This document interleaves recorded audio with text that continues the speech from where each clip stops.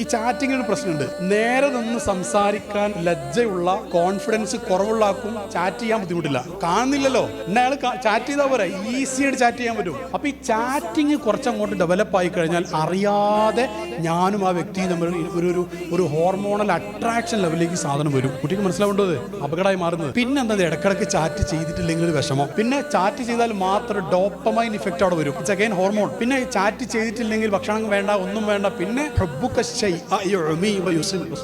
പറഞ്ഞതാ, അതൊരു സ്റ്റേജാണ്. അതായത് ആ ഹോർമോണൽ വാരിയേഷൻസ് നമുക്ക് മാനേജ് ചെയ്യാൻ കഴിയാത്തൊരവസ്ഥയിലേക്ക് സാധനം എത്തും. അപ്പോൾ കൈവിട്ടു പോകും.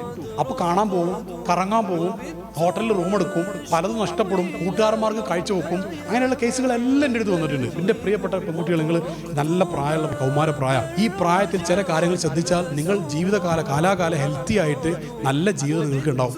അല്ലെങ്കിൽ എവിടെയെങ്കിലും മെൻ്റൽ ഹോസ്പിറ്റലിൽ ഡിപ്രസ്ഡ് ആയിട്ട്, അല്ലെങ്കിൽ കാലാകാലം മെഡിസിൻ കഴിക്കുക, അല്ലെങ്കിൽ വല്ല നാം നരമ്പ് മുറിച്ചിട്ട് അങ്ങനെ അവസ്ഥ നിങ്ങൾക്ക് ഉണ്ടാവരുത്. നിങ്ങൾക്ക് പരിചയമുള്ളവർക്കും ഉണ്ടാവരുത്, നിങ്ങളെ പെങ്ങന്മാർക്കും ഉണ്ടാവരുത് എന്നതുകൊണ്ടാണ് ഞാൻ ഈ കാര്യം പറയുന്നത്.